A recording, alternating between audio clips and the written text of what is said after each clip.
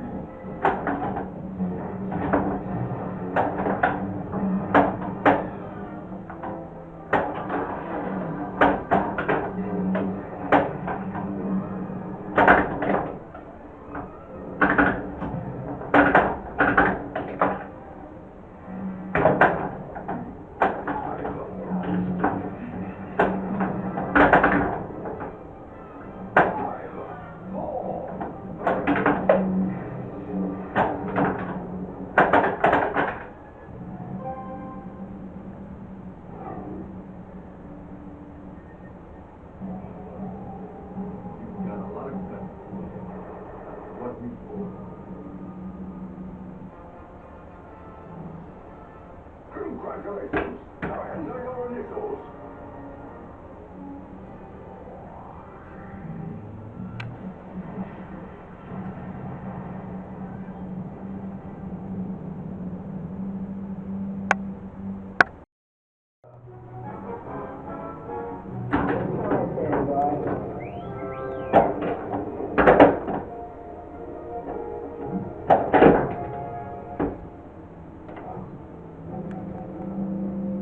I'm Skywalker. I'm here to rescue you.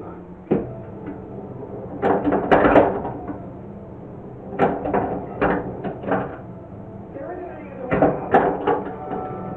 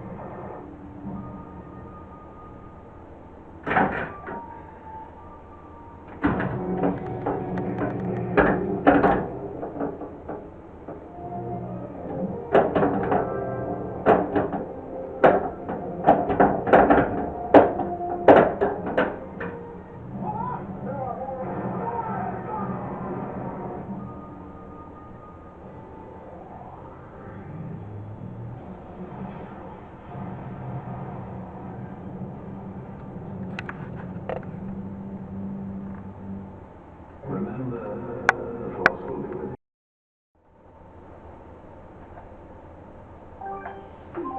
Use the lightsaber to choose your character. R2-D2. Captain Sutter.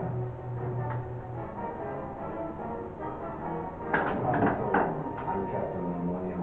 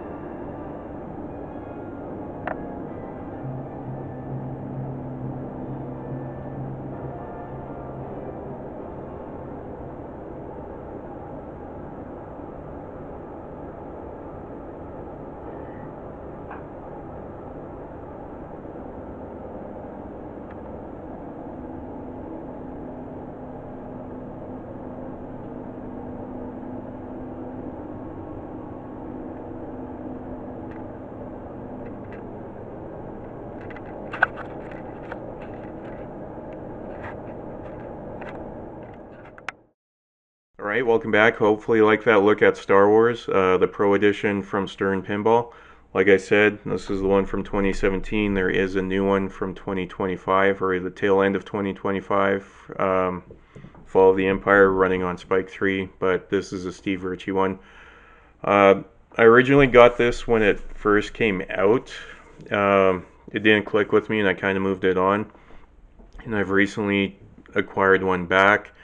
Putting more time on it, I do appreciate it for what it is. I know a lot of people will say, well, it's completely stripped down. It's just a fan layout with complicated rules. I will give you that. The rules can be complicated, especially once you know about the multipliers and your ability to move them and lock them in.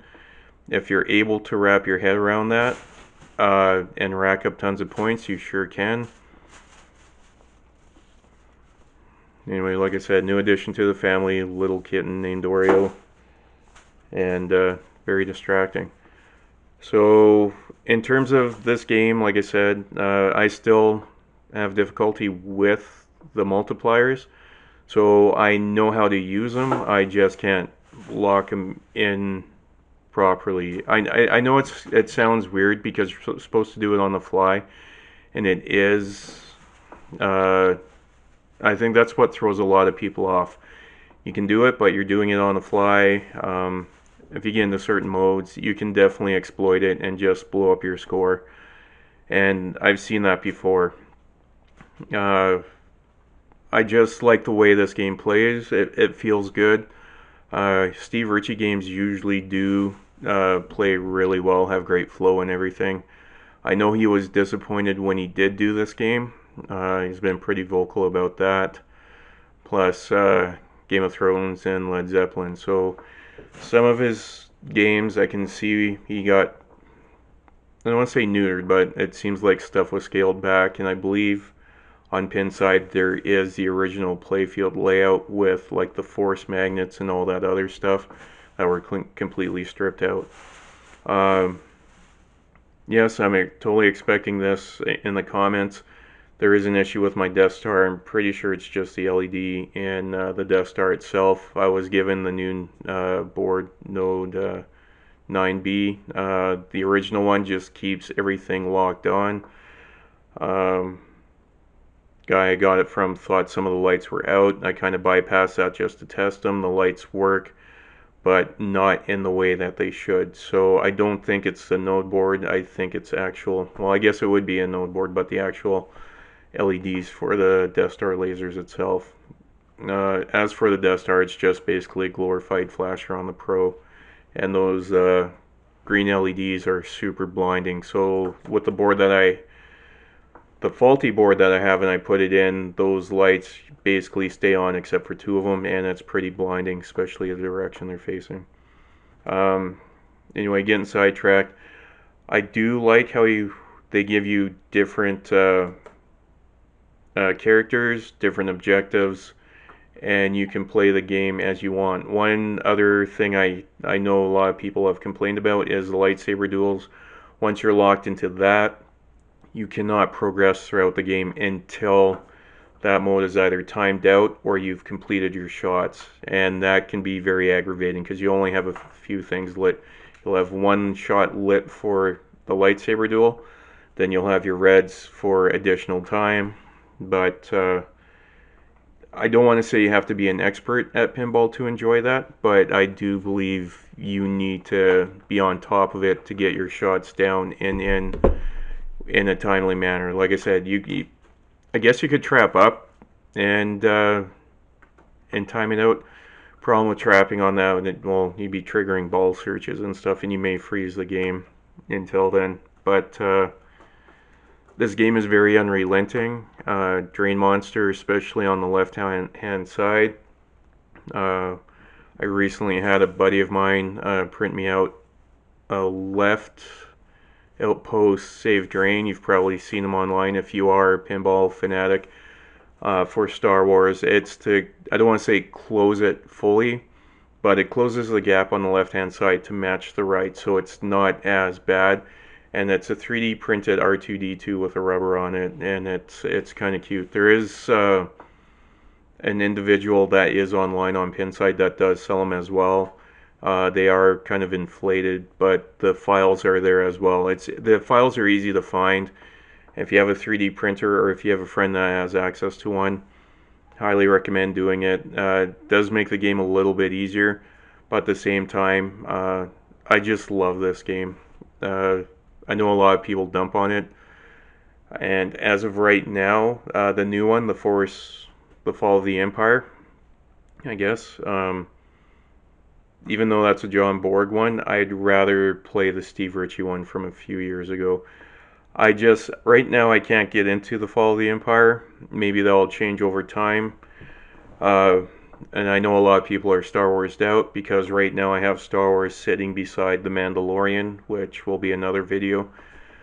But I don't even think those two are even close in terms of gameplay. Whereas I find Star Wars itself is Fast and Furious versus Mandalorian. Don't want to say it's slow paced, but there's more going on and there's a lot of stop and go, and it's not as hectic, but it plays great. It's I think that's a game that's overlooked. I know a lot of people dump on it and the value is tanking on that one. Um, Star Wars is also tanking, I believe, at the moment, so we'll see what happens. I'm just in the hobby to enjoy it, so I'm not. Don't want to say I can lose tons of money on it, but I like to enjoy the games and then pass them on, and then that's how I find other people in the hobby as well. People that know me usually say, "Hey, I've got this coming up for trade," or "Would you be interested in selling at some point?" So stuff like that does happen on the regular. Uh, with that being said, I'm going to try to slow down and hold on to what I have right now. Previous video, I did mention Guardians of the Galaxy's on its way out with a new game coming in to take its place, plus Pokemon coming in later on this year. So I'll be up to 5, and yes, they are all Sterns. Majority of them are going to be pros, except for the one that's coming in the next day or so. But with that being said, let me know what your thoughts are. Thumbs up, thumbs down. If you haven't subscribed, feel free to subscribe. I do upload on a regular basis. And in terms of Star Wars pinball machines, like I said, there's been quite a few. Let me know what your favorite is down in the comments below, and if you've even played the new Fall of the Empire, what your thoughts are on the Steve Ritchie one. And yes, the premium and LE, there is a huge difference, especially with that Hyperloop and the middle ramps.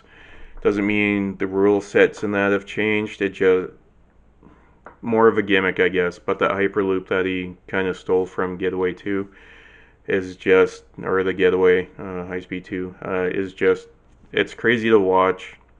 To me, it doesn't add a lot to the playability of the game because most of the shots are still there. And then other than the Hyperloop, I think this one is pretty good, decent value for the money. They have discontinued it at this point. It is in the vault, which to me, that and Mandalorian have been put aside. And then with the 40th of Star Wars next year in 2027, I would not be surprised if they re-release the Steve Ritchie one with a new art package or some other bizarre thing to coincide with the 40th. And I really wouldn't be surprised if Mandalorian's part of that group, and then they also have Fall of the Empire, and they're just pushing Star Wars for a month or two throughout the summer of next year. Anyway, that's what my thoughts are. I could be totally wrong. Again, it's just speculation on my end. It would just make more sense to me, but at the same time, maybe they'll reskin Fall of the Empire as well with a special 40th. Who knows? But like I said, Star Wars is a pretty strong license. In the original trilogy, what I grew up with, but I do love the look and feel of the Steve Ritchie game. I overlooked it when I originally had it. I have an appreciation for it now, even though it's only been a few years. And actually, it's almost been 10 years because 2017 and this is 2026. Just shows you how time flies. So, anyway, thanks for tuning in. I'll catch you all next time. Thank you.